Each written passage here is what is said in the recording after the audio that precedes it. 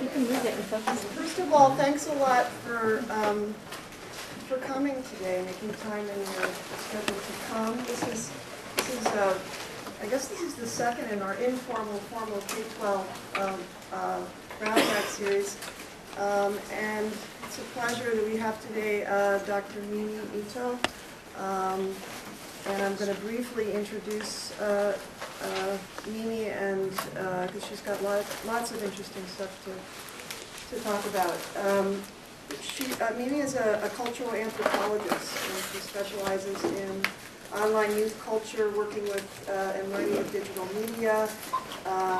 She's a professor in residence at UC Irvine, is that right? Mm-hmm. But also heads up the research program at the John D. and Catherine T. MacArthur Foundation, the Digital Media and Learning Initiative there. And she's doing lots of interesting research there. She's the author of many books. I'll name just a few. Good alliteration here. Personal, Portable, Pedestrian, Mobile Phones in Everyday Life. What else do we have? Engineering Play, A Cultural History of Children's Software. Hanging Out, Messing Around, and Geeking Out, Youth Living and Learning with the New Media, Fandom Unbound, Otaku Culture in a Connected World. And again, she's research director at the Digital Media and Learning Hub at the MacArthur Foundation. And so please join me in welcoming Dr. Mimi. Thanks so much. So it's great to be here and to have a relatively intimate group. So I hope this can be a bit of an interactive discussion. I mean, I'd love to, I'll be talking a little bit about my research, but maybe more centrally about some of the work that I've been doing with support from the MacArthur Foundation in trying to build community and do field building around this area of digital media and learning. And so we're really trying to reach out to folks to get feedback, to try to enlist broader partners and refine some of our work in this area. So I really would welcome this being a sort of interactive session where I can learn from all of you as well. So I have about 30 minutes of runtime, but I'm happy to be interrupted and drill down into things that people are interested in.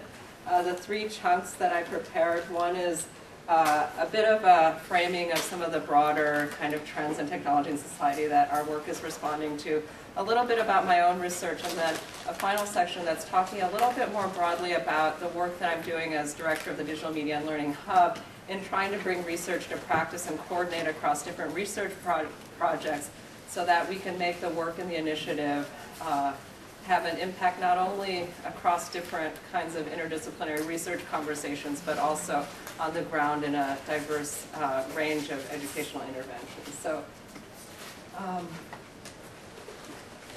I wanted to start, and again, I apologize if folks are already fairly familiar with some of the technology trends around youth and new media adoption, but I thought I'd start by framing some of the broader trends that our work is responding to. So actually, while I was still at USC about now probably 8 years ago, I was approached by the MacArthur Foundation with this question of, oh, kids are doing a ton. It was right around when MySpace was starting to take off. It was around when the internet, had really become kind of established in the teen demographic as opposed to it being an early adopter kind of thing. And there was John Seely Brown was on the MacArthur board, and he was sort of saying, kids are really learning differently because of their access to these networks of information, these forms of social communication, and what do we know about it?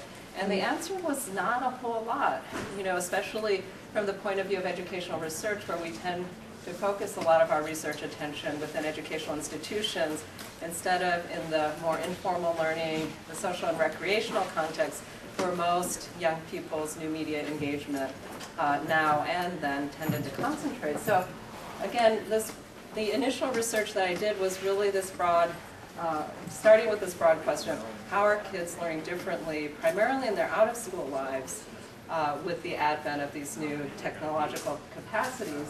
of computer games, social media, and digital media production tools.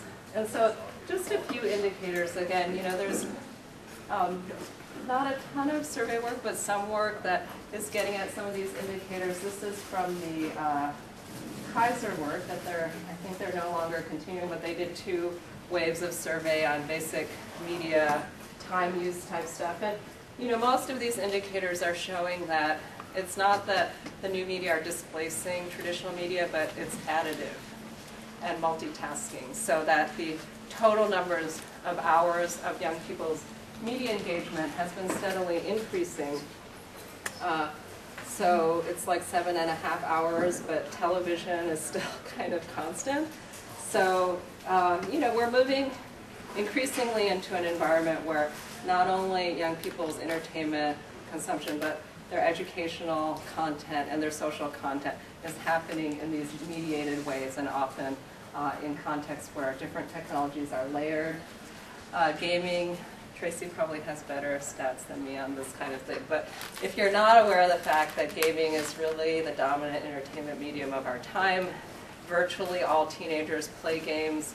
We're seeing adults and women playing games much more, so it's not your stereotype of the teenage boy anymore. In fact, the dominant gamer demographic is increasingly turning female and grown up. And what's interesting about that, not only is it ubiquitous as an entertainment medium, but it's increasingly intergenerational. And there's some interesting opportunities there. So it's not just content and entertainment content, but it's social communication, and teens have continually been at the lead in adoption of social communication technologies, whether it's mobile, text, or social network sites. So you'll see that top line is the teen demographic, and you know, they've kind of been ahead of the curve. Now that gap is narrowing now that kids' parents are on Facebook now, and it's become more of an established thing. But young people are always finding, you know, the next thing, and will probably stay ahead of us on these curves, whatever the next curve is. And then, you know, when I moved from Tokyo to USC about 10 years ago, and I thought, Americans are never going to text message. You know, it was like the US was 10 years behind the curve of, you know, Northern Europe and high-tech Asia. I was like, I think the US, like, the people are never going to text here, and of course that changed. And so the US teens have caught up with teens in other parts of the world. And these numbers are actually, so, you know, 3,000 texts a month. These numbers have, this is 2 years ago, but the numbers from recent Pew data is pretty similar. So girls text more than boys. Boys average about 50 texts a day, girls about 100 texts a day. And that seems sort of the stabilized norm for text messaging. And so this is really, you know, we've seen this in most countries where text became cheap and widely available. It does become the dominant way of people to keep in touch remotely, because it just works in so many more settings than other forms of remote communication. Okay, so that's a little bit about, you know, how things are changing outside of the classroom. So what happens when these kids enter the classroom situation? That's what a lot of us are concerned about here. And we're feeling a lot of these pressures in different ways. So you all know what happens in a Wi-Fi enabled lecture hall. But that's just sort of a microcosm of the broader shift in how young people are learning in these free-flowing networks of communication, of flexible, interactive content, communication that's happening many-to-many, peer-to-peer, rather than one-to-many, and the pressures that we're feeling when we're relying on educational models that were about an era, that were perfected in an era where information was scarce, where institutions were gatekeepers of knowledge flow, and a lot of other things that are just not applicable in today's day and age. And our institutions of education are really early in our cycle of adapting to these changes. It's not so much that I think kids are more resistant than they used to be to authority and institutional authority or generational authority. It's just that the world outside the classroom has changed so dramatically. And so those same struggles, those same intergenerational struggles that we've had for so long, ever since we created these sort of age-segregated pathways for young people, are just manifesting in new ways. Yeah, take you up on your Go for it. to chime in. So we had this game that we offered. Do you want to introduce yourself? Oh, okay. Yeah. Tracy Fullerton, I'm with the School of Cinematic Arts. We offered a game, an alternate reality game for our incoming freshmen. And one of the things that I noticed was they were also all in a class together, but the game was created separately from the class so that they wouldn't have a connotation that it was part of the classwork. And one of the things that I noticed was there was this overwhelming, almost like surge of energy that was released from the kids. And instead of the sort of one-to-many relationship where you have a lot of control as a teacher, and you can kind of control the energy that's directed towards you and deal with it almost as a teacher. Yeah. But when you open it up to this sort of free-form mentorship, ad hoc, opportunities for learning, it is almost overwhelming as a teacher to then deal with the genie that you've let out of the bottle, right? Yeah. And I think, it's something that I've learned that we don't know how to deal with this yet. We don't know how to support the fact that when kids want to learn, you actually have to still put that energy into them, and they are no longer in a controllable setting.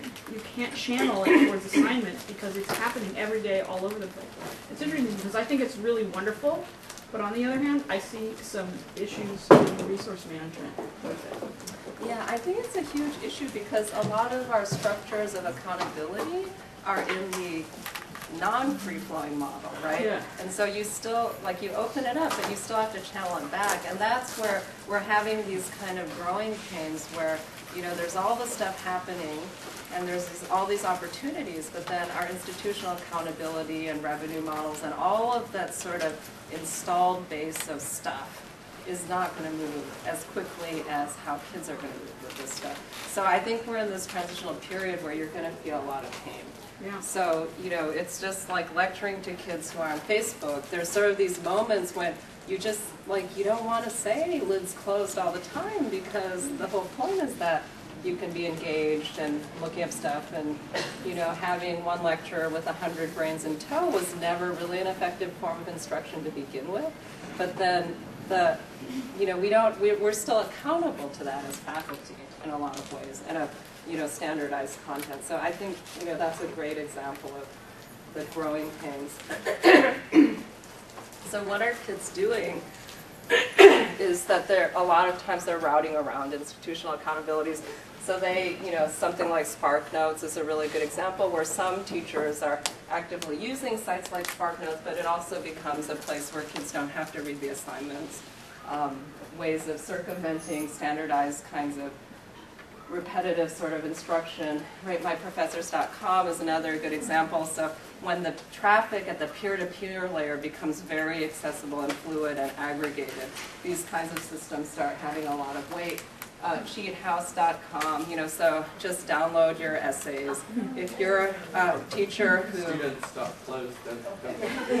if you're a teacher who always gives the same assignments every year on really standard books, it's really, really hard to maintain that structure when, you have the ability. And then, there's services now of takemyonlineCoursesForMe.com. That's not what it's called, but there's equivalents of that. So, it's like, what do you do? Because you can't control, like Tracy says, when there's all of this traffic happening. And of course, kids are doing things that are really great, like setting up wikis and study groups. And, there's a ton that social media does that is a really, really valuable support for traditional instruction. Like Open Study, and there's actually systems that help with that kind of thing. But there's a whole lot of other stuff, and there's no way that we can control this layer of communication anymore. And so the work that we were doing, when we got approached by the MacArthur Foundation, it was sort of early in the cycle of a lot of this happening, and so we wanted to first understand the online world from the youth point of view rather than the grown-up and educator point of view, to get their viewpoint on the sort of innovation and engagement that they were immersed in. with new media. And so we ran a 3-year study, which for an ethnographic study was fairly unusual in that we had a large number of case studies and we looked at youth engaged. We sampled in a variety of ways, looking at interest groups, but also looking at local populations that we recruited through youth serving programs and community-based programs. And we tried to sort of put together a picture of the different forms of learning across a diversity of youth populations and how they were taking up these new technologies in different ways.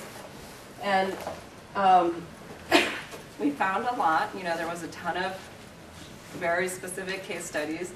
But when it really came down to it, when we did our press release on this, there were 2 big sets of findings. And I'm happy to talk more if people are interested in specifics. But the first, which is really captured in this headline from the San Jose Mercury News, was that there's a persistent generation gap in how adults and kids value online participation. This isn't a big surprise, right?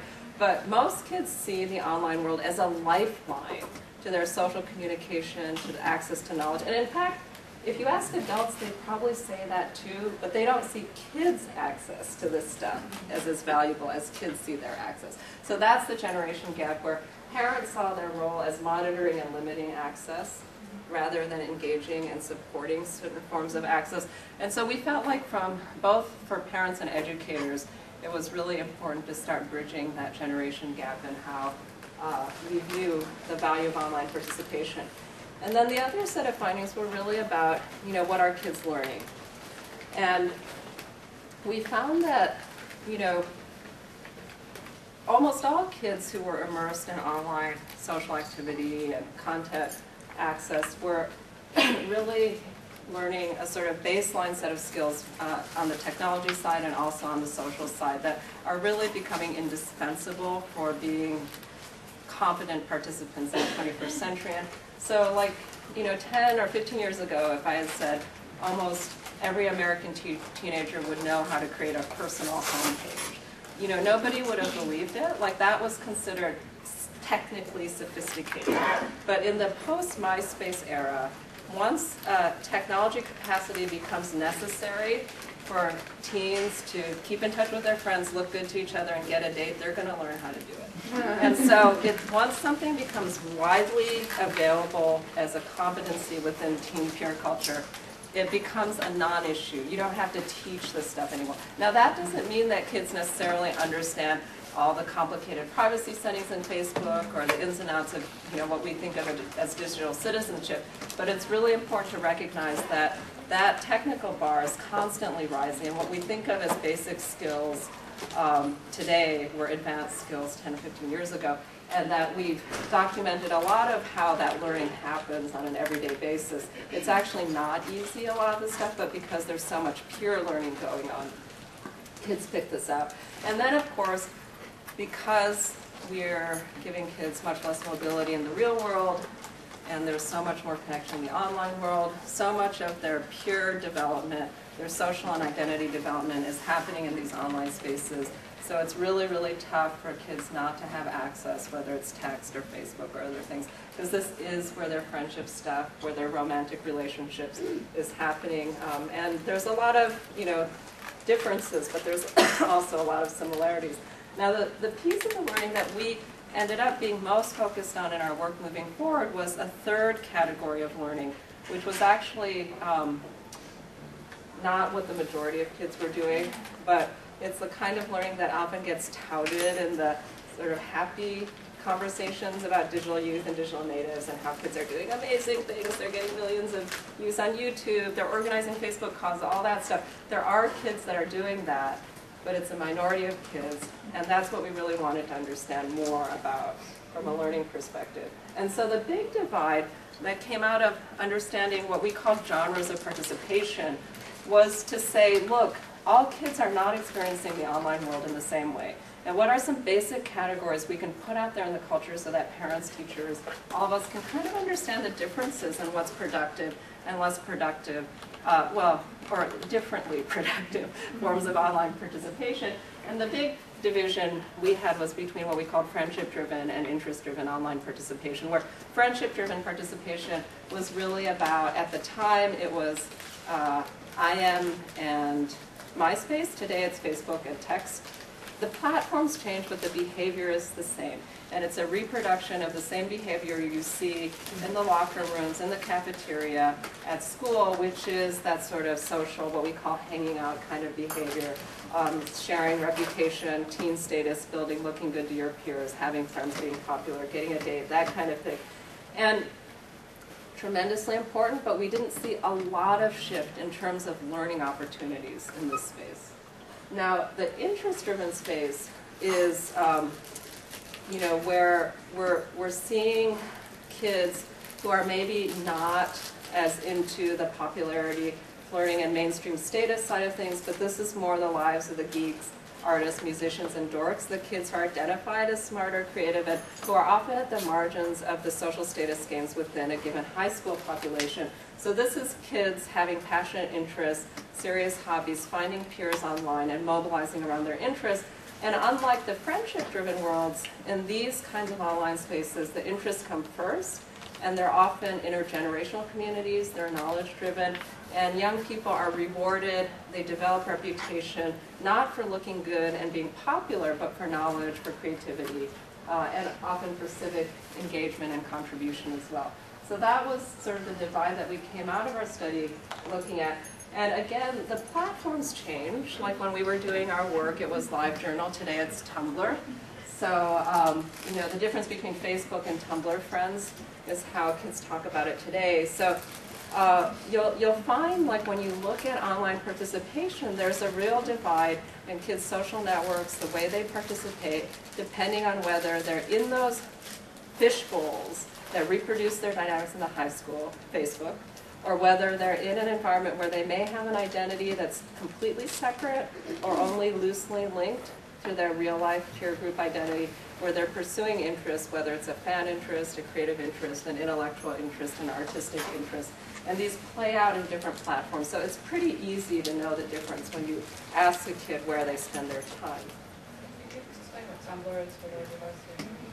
Oh, so Tumblr is, it's kind of like if you mash it, functionally it's like if you mash together a blog and Twitter. But it's a place where kids kind of curate in a really lightweight way the kinds of things they're into. So a lot of fan groups mobilize on Tumblr, and you know, it's like it's a micro-blogging platform. But it has a lot more social networky features than what you think of as a traditional blog, so you can follow people and, you know, like, and that kind of thing too. So what's interesting though about, you know, these online interest groups is this is changing things. So Facebook, if we say, is largely reproductive of existing teen dynamics. These interest groups really enable young people to reach out to groups of peers, to adult mentors who they wouldn't otherwise have access to.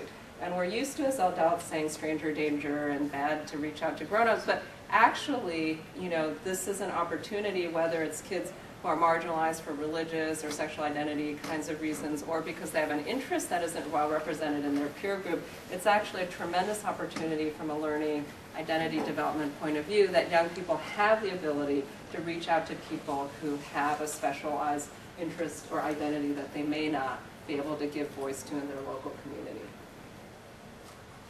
Mimi, what is it about the structure or design of Facebook that makes it reproductive rather than transformative? Well, I think Facebook from the very start was meant to be a catalog of your class, right? Of your, so it's all designed around, like, and they're very committed to real life identity, right? So you can't be, it's really not possible to be pseudonymous.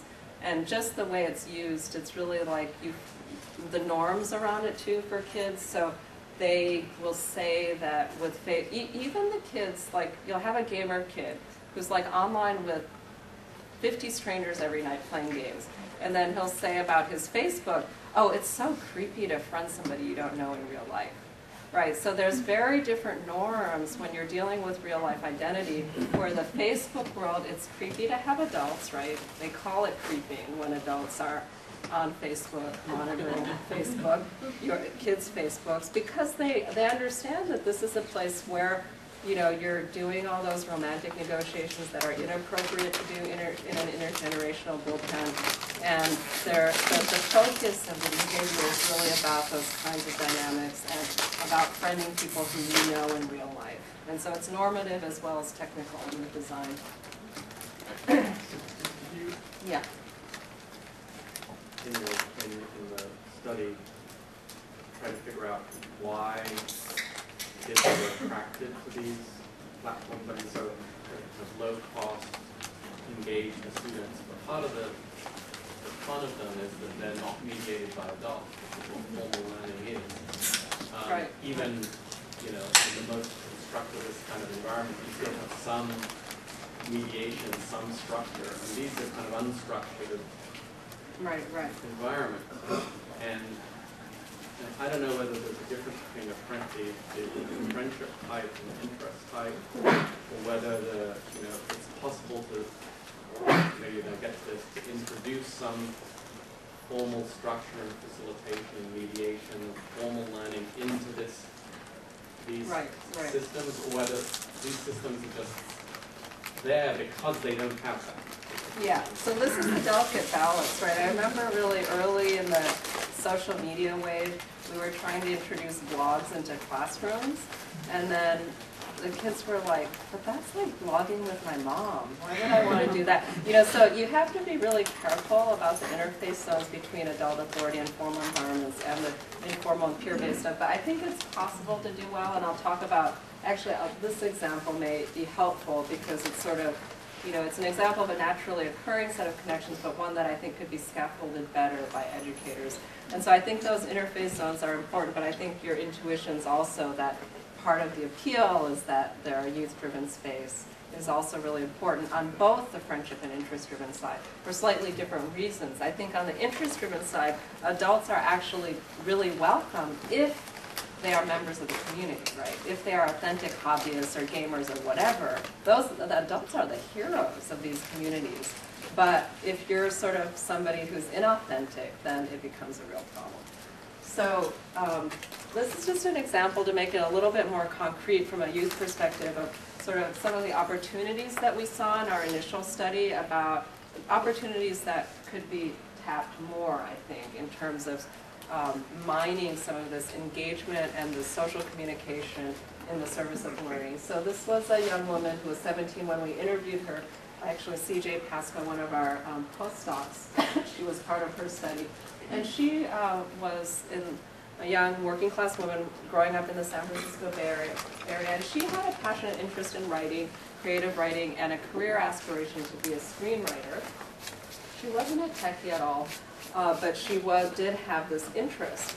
And she was introduced to our online role-playing board by a friend in school. And these are boards where kids interactively write fiction together by taking on a particular character in a fantasy scenario, and most of these are moderated and you have to apply to join. So she stayed up all night and wrote up her character profile, and she submitted it and waited for the review, and then she got glowing reviews and was accepted into the site and was delighted. And here was a community where she could connect with young people from all around the country and also actually other parts of the world who had this very specific interest in fantasy fiction and writing, and where they could hang out with some of her existing, she could hang out with some of her existing friends from school, but also built a whole new set of relationships that was centered around this interest. And so she's, so here's just to give you a little bit of a sense. So not all online interest communities are knowledge-driven and have high standards, right? So it's important to recognize the difference, but role-playing boards and a lot of fan fiction groups actually have really well-established standards and norms for giving criticism, for recognizing good work. And so this is a good example of like how the community sets explicit norms for behavior and standards. And they, like, what's different about these peer-based writing groups from school is that everybody who participates is both a writer and a critic. Like you're expected to give peer-based feedback as part of your participation in these communities. And she talks about the difference, like she does writing in school, but she talks about the difference between the writing she does in an authentic community of people who are readers, genuinely interested, giving her feedback on her work in a semi-public space versus the writing she does for school, which is really to get ahead and get a good grade.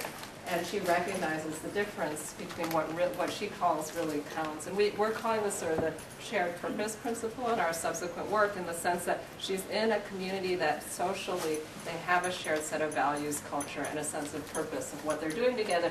And to her, that feels more authentic and real. Okay, so just to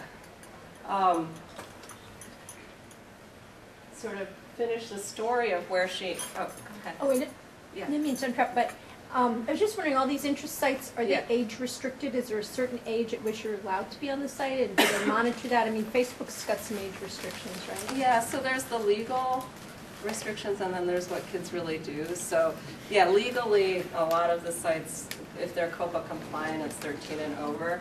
Now, these more informally organized sites, they don't have the same accountability mechanisms as like a, you know, a Facebook or a Flickr or some of these official sites do. But yeah, officially, you're supposed to get parental permission under 12 and below. But, you know, in reality, like that, one of my colleagues did a study, and you know, not only are kids ignoring that rule, but parents are helping them ignore that rule. So it's one of those things that, you know, it's like the speed limit, I guess. So what was interesting about Clarissa is that she's clearly indicating the difference between her learning and her community around writing in school and out of school. But what was really interesting is the skills she picked up in her role-playing world, she was able to mobilize in her school environment, to speak to your point. And she wrote a 100-page screenplay based on one of her characters, and she submitted it as her school assignment, and she used parts of her character and her writing for her college applications, and she got into some very good schools.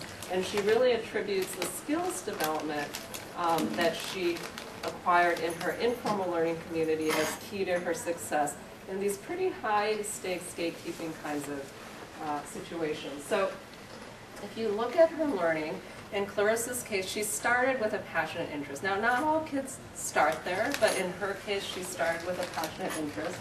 And then the online world enabled her to build a peer culture around that interest. Now, she didn't have that peer culture in her school. She had one or two friends, but she didn't have a community, a set of standards and norms. And the online world provided her with a space that wasn't available in her school, wasn't available in her local community to really fuel her learning and expertise development.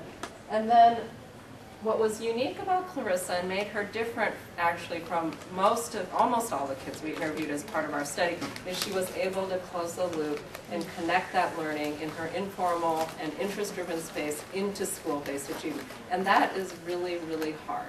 You need a kid who's not only resourceful and motivated, but who knows how to advocate for their interests within powerful institutions. And that is something that, you know, you see a lot in very privileged kids, but you tend not to see in most kids. And we saw very few cases of that.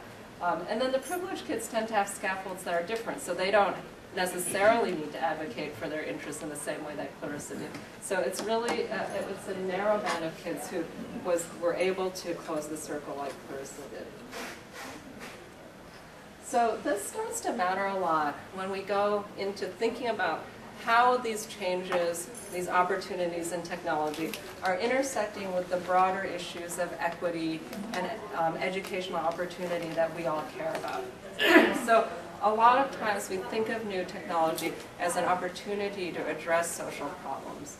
The problem is that historically we know that it reproduces or exacerbates them unless there's a principled social agenda to mobilize technology for the purposes of equity. And with these new digital media, what we found in our study was that it was the predictably privileged kids who were using the technology in ways that furthered this very resourceful, interest-driven, self-directed, empowered kind of digital learner identity. And it was a minority of kids. So we're finding a new, it's still a learning elite. They're just mobilizing an even bigger palette of resources right now, right? So the risk here is that it's really contributing to a wider equity gap at the same time that these technologies have the possibility to radically lower access to these forms of empowered learning, right? So there's a bit of a paradox here. It's sort of like, oh, suddenly kids can access knowledge anytime, anywhere. Suddenly they can have access to the best experts in the world whenever they want. Like, all of this amazing stuff is available. They don't have to rely on having excellent local institutions or access to those institutions to gain access to these amazing lectures, these social communities of interest. Now, the reality is that because society exists independent of these opportunities, we're actually reproducing a lot of those inequities. And the kids who are highly supported at home, who are in technology leveraged families, these are the kids who are doing amazing things with the technology. Quick question, in your study, in your sample, in your sampling, the sample that you ended up with, did you find that the privileged kids, however you define that, it'd be interesting how you define that, Yeah. flocked to the same communities, or were the online communities diverse in terms of, are you talking, Yeah. tell me a little bit about that so I can understand. So to be, quite upfront, we're in the middle of researching these questions. So we emerged from our study just knowing that it was a minority of kids who were doing this and having some intuitions about what kinds of kids these are. We have not investigated this systematically, and we're right in the middle of launching a national survey looking at these kinds of issues. But yeah, we have intuitions just because we know we live in this culture and society, but yeah, we have not investigated those kinds of questions systematically, and I think that's incredibly important. Now, I have my intuitions is that there's actually sort of three cuts. There's the traditional, the professional middle class, which is actually not doing the Clarissa-like stuff because they have pathways that are pretty well defined. So they don't need to be entrepreneurial and flexible. And then there's what gets called the creative class that tends to cluster around this form of learning that is not necessarily doing the really traditional educational pipeline, but is, they want to be game designers, or they want to be artists, or, or they want to be programmers, and the traditional educational pathways are not necessarily working for them. And they tend to have this more activated, empowered geek identity. Those are the kids that I think we're seeing in our sample who are doing Clarissa-like things. And then there's everybody else who is mostly doing Facebook and text messaging and not doing that kind of activated learning. So I've been working along with Tracy with low-income students around this area, and I'm finding something really interesting now through my interviews, which is finding some really savvy students that are doing super creative things with like rigged up technology and booms that they've created out of I don't know where, and who are doing interesting things, types of research online about the college process, because the focus is on college. But then, so they're doing the kind of activities that we're hoping that they would do, but then there is this structural impediment where they might have researched the places they want to go, but then there's no one to support them through. So they're doing really creative things, but then they're still blocked because one student, for example, wants to go to art school and he does all these fascinating things online, but he's never had the opportunity to create an art portfolio at his high school. Right. And there's no one to help him kind of guide him through that process. He doesn't have an advocate who's like, whether it's a parent or a teacher. Yeah, and I think that, thank you for bringing this up, because I think this is a really, really important point, and something we found in our first study as well, is that and it's a big opportunity space. It's sad, but it's also like an opportunity, because we found that when lower income kids who didn't have their violin lessons and their overscheduled lives and a lot of other things that the privileged kids are inhabiting, that when they were given the opportunities, like if there was a cool computer lab instructor or a youth serving program in hip hop or something like that, they were amazing. like the way they took advantage of those opportunities, like we definitely saw cases where if you could remove those blockage points, the capacity for resourceful, self-directed, and motivated learning was actually much higher than in the managed kids, right? The highly managed kids who don't necessarily, because that's a learned capacity, right? To be resourceful and to learn how to do workarounds, and it's a learned capacity, and if you don't give kids that capacity, which is what's happening in some of these managed kids, then they don't develop it. But often the lower income kids have more freedom, they have more responsibility, they have more autonomy in their lives. And that's where I think there's a really interesting opportunity space if somehow we can connect the dots in the right way. So this is like why we're really interested in the out-of-school space, which isn't to say that schools aren't important, because I think, like you're pointing out, having those institutional warrants and connections is incredibly important. But what we're seeing is that in the past, since the 70s, the expenditures in out-of-school enrichment activities for privileged families have tripled, while for lower income families, it's remained flat. So privileged families are realizing the importance of these out-of-school and enrichment activities to really support a certain form of learning that's really, really vital for kids to be successful in the 21st century, which is interest-driven, which is about more personalized kinds of niche specializations, about being able to go deep into things that kids are passionate about. And these are the kinds of opportunities that, because of resources and a lot of other things, our public institutions are often struggling to deliver. And the online world it has the potential to exacerbate this equity gap, right?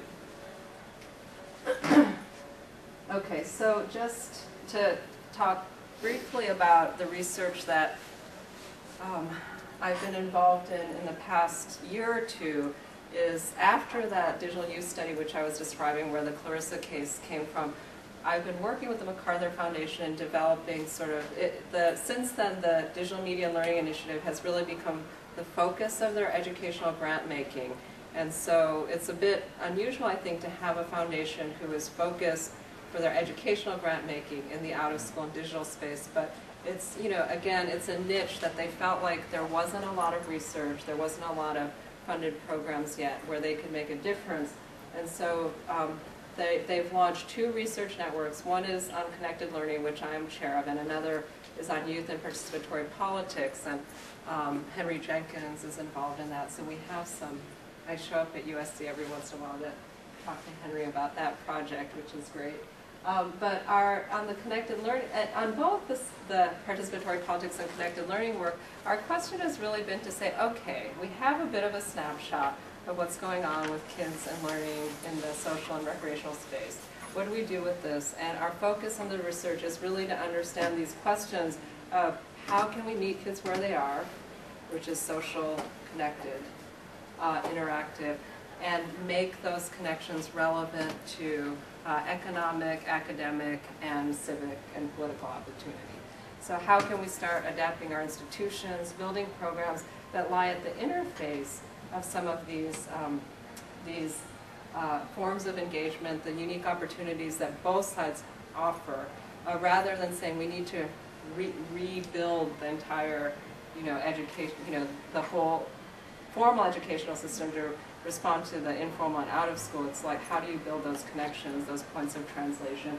And so we're doing, our research network is, we have 8 scholars, it's mixed method, interdisciplinary, so we're doing a national survey, but we're also doing case studies of different groups that are interest-driven and youth-driven, but also have academic outcomes attached to them, and really starting to investigate not only the processes and mechanics for environments that effectively build those translation points, but also through the survey to understand the distribution of opportunity and the demographics around that, which I think is also, of course, incredibly important and something that was hard for us to get into, really have an answer to coming off the ethnographic work. And so,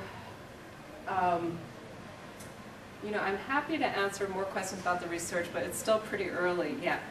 Could I just ask, if it's possible, of you to give us an example of these types of youth-driven, interest-driven, academic-driven, organized? I don't even know if they're organizations right. or just like that you're studying, but I just want to have a better understanding of what that Yeah, is? so we're not studying it, but an example is First Robotics, which is well known. So like you have a program that has inroads into schools and the after-school space, but is largely driven in the informal and public-private partnership type sector. So it's an example, but the issue is that so far, whether it's math counts or First Robotics or certain kinds of arts and hip-hop programs, is that the kinds of offerings are still relatively limited. So kids' interests are incredibly diverse, and what a school can support is limited, right? So we're getting, and they're not leveraging the capacity of online to really expand that. So an example of an interest group we're looking at is StarCraft 2, which is, I like to call it chess on steroids, but it's basically a lot like chess in sort of or chess is actually a historical example in the gaming world that is a really good example of a game that people have built evidence and advocated for the relation to academic outcomes, right? Whether you buy that research or not, that is well established in our culture as a valuable activity, learning activity for kids. So chess is a really good example in the gaming space, and then schools build programs, they support it, the kids develop an identity as a smart kid and a math kid if they're good at chess. And so those are the kinds of activities, and StarCraft has that potential, so we're seeing kids. So now there's a high school, there's a collegiate StarCraft league, there's a high school StarCraft league, and kids are advocating for StarCraft clubs in their high schools and starting to build arguments. Like, in fact, one of the graduates of Tracy's program is somebody who I think is one of the best public advocates for why StarCraft is a valuable learning activity, and they have a peer culture that really values academic excellence and being smart and things like that. So that's an example of a case that we're looking at.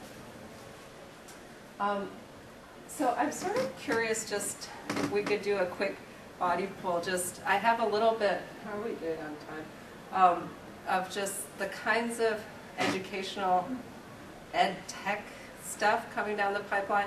I'd be really curious just if people could give me some sort of indication, like, you hear that technology is going to transform education and make it awesome versus like it's all going to go to hell. Like on the optimism side, maybe it'll just stay the same, old wine in new bottles kind of thing, or it's actually going to make things worse. Where do you all stand? Oh, interesting. There's a lot of really interesting diversity in this group. Often I'll go to groups and everybody's sideways, but you actually have some ups and downs here. So yeah, I mean, I think it's a really interesting moment in education technology because I've been working in this area for like decades and nobody's like paid any attention to me in education for a really long time. But suddenly like, wow, like there's all this stuff, like 58,000 people signing up for an online course and like everybody's interested, which is both good and bad, right? Because they're not necessarily interested for the same reasons that I'm interested. But, but I do think that it's an interesting moment because you see this in the trajectory of new technology development is that in the early years, there might be a lot of cool stuff happening on the radar, and then the big players get into the game, and suddenly it looks like everything else. And so we're sort of at the beginning of that curve, but I'm actually pretty hopeful that some things might really change just because in education, there's a lot of people who actually are really committed to doing the right thing, and it's not simply like a market-driven or commercial kind of thing. But this is where we really need allies and people within the educational community who have values and that I think are aligned because the technology itself on its own will just reproduce the same old stuff. And so just to briefly touch on where I see some of the opportunities, I mean, the one that's getting the most play is this open content, right? And this ability to suddenly open up those things that used to be restricted to institutional entrance, right? And so the Stanford course, and now, a lot has happened since this first course, but, you have all of the big institutional players making a play for the online space. And then, this is not new, actually. There's actually been lectures and stuff available for quite a long time. What's different is the play that the institutions are making in this space, right? And so it does feel like a different moment. And that Khan Academy is obviously getting a lot of attention. And I don't know if folks saw the mystery teacher theater critiques of Khan Academy, but that was quite interesting because they, you know, a lot of teachers, math teachers have probably predictably not been totally on board with the Khan Academy thing, and so a group of ed bloggers sponsored a competition for teachers to create video critiques of Khan Academy after this one sort of mystery science theater format critique came out. And basically, I mean, if there were a lot of really sophisticated critiques that came out, but you know, the basic critique was it's not just about being a content specialist. Pedagogy actually matters, and teachers know something that content experts don't always know, which is a really good conversation to have. And to his credit, I think Khan has been really, really open. But I liked Justin Reich, who was one of the ed bloggers that sponsored the competition. His headline was, you know, we were promised jetpacks and we got lectures. And sort of there's this sense that, you know, a lot of this new stuff is reproducing very traditional formats of instruction. And that's where I think the tech and ed communities really actually have to talk to each other, because, you know, tech is really, really innovative on certain vectors, but maybe not so innovative on other vectors. And if you can get the right innovations together. So pushing content down pipes, tech is really, really good at that, but what is that content? We have to have that conversation. So the other opportunity space is really the fact that suddenly people can make stuff a lot easier. The production costs for a lot of things, and now with 3D printers and all that cool stuff, it's even moving into stuff. It used to be digital, and this is really cool, right? Because if you're somebody who values hands-on and purpose-driven learning, suddenly the tools of production, the means of production are so much more available. So this is one of my favorite sites, Instructables, where people just post how you make stuff. I love it.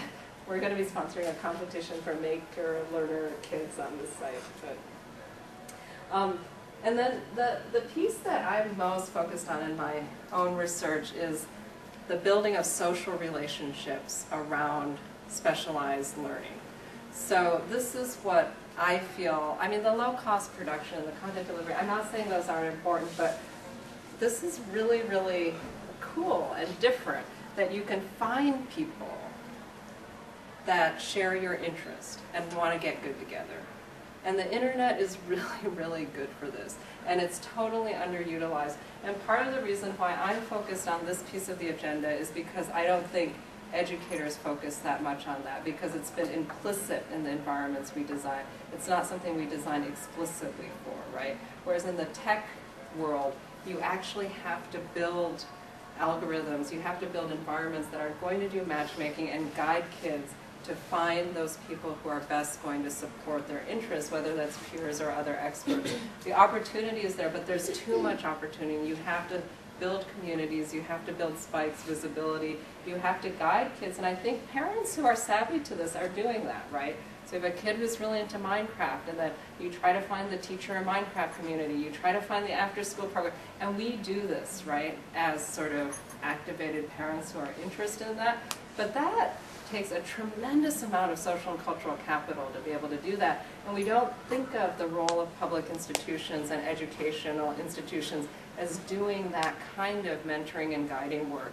And we think of it more as pushing content down pipes, but in an era where content is abundant, it's trivial, right? Yeah. Then what is the value we can really provide? Pushing content is not, I mean, it's important, but it's not the only value, and it's actually finding the right relationships and navigating that content that becomes much more important than pushing content out. And that's just it's not that that model was absolutely right for an era where content was scarce, but it's not right now.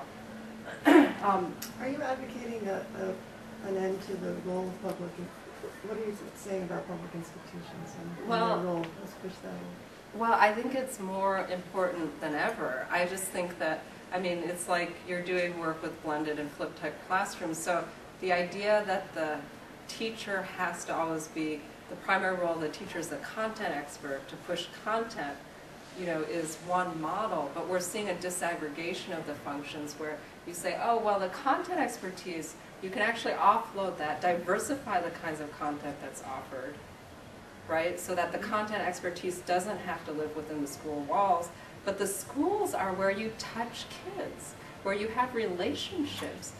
There's so much power in that. So if it's a place where a teacher can connect you with, you know, the rocket science guy in your community and make sure, validate that relationship, deal with the safety concerns, you know, all of those institutional things. You don't want your kid just wandering around and, I mean, kids do that. Like, I grew up doing that, but a lot of parents don't like that. You know, wandering into, you know, the local pet shop or whatever to, you know, you can do that, but the school actually could perform those sorts of functions if you think of the boundaries, the walls of the school as much more porous, and the services or the offerings that the school providing is not just about getting content into kids' heads, but actually building relationships for kids.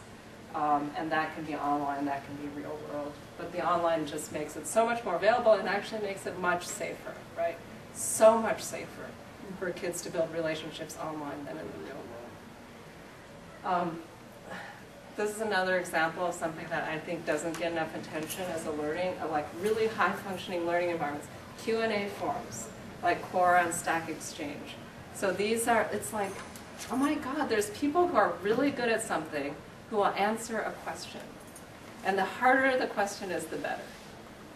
So English language and usage Stack.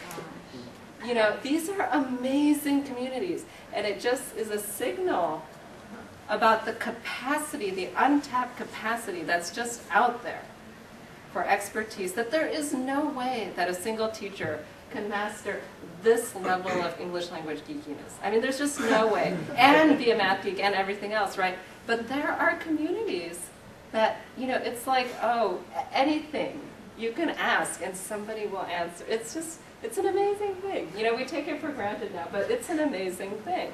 And this is the kind of untapped capacity that I think educational institutions don't think of as part of their resource set, right? And part of the programs that we should be designing is tapping this kind of capacity. Okay, oh, this is, I just wanted to say, it's not just digital. We're also doing a study of ravelrycom, which is a fiber arts community where kids learn how to make patterns, for example, which is really, really hard, but this is a great, anyway, yeah. We've got just about some slides. Okay. Folks are going to have to get the class in. Okay, so I will, that is my StarCraft. So, you know, I'll just end with saying that, you know, so our model is really, you know, we're early in our thinking, but we're trying to find these connection points and overlap points between these spheres that are often disconnected in kids' lives. Their academic achievement, their interests, and their peer culture. And to do that in a way that's not just a technique, but that it's motivated around a set of shared values around participation, equity. And we're starting to develop a set of design principles for what makes these kinds of environments work really well. And we're building case studies that are starting to exemplify those principles. So we're doing it's not like we have all the answers. We're just trying to say these are some of the ideas we have for how these things work. We're building programs like the U-Media Learning Labs in libraries where kids can hang out socially but also have access to mentorship and workshops. Game-based schools. Casey knows a lot about this. This is my little skunkworks project, but I'm building a platform that matches kids and mentors and coaches in areas of interest. And the badges work, which you may have heard about. So how do kids get credit for this informal learning? So just if people are interested in learning more, we try to put all our stuff out there on the internet. And I don't know if people have any last questions before we wrap up. Yeah.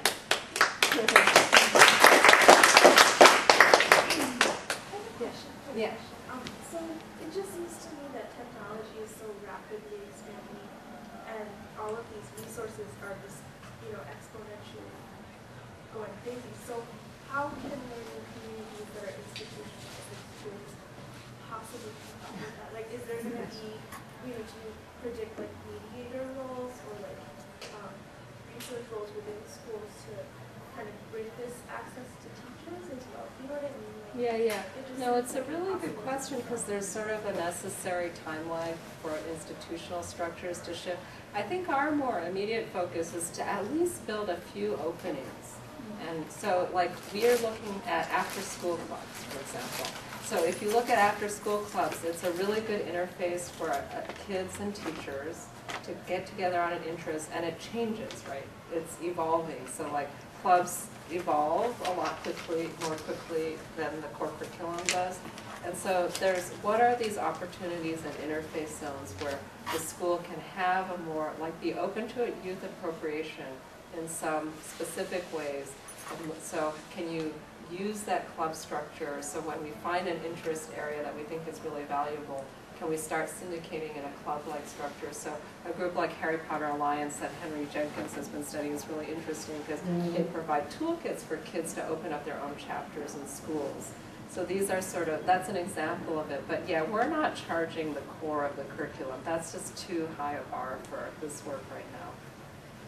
And I think the other issue is that a lot of people in this room study policies that either facilitate this or block this, and this is to be developed by you and others.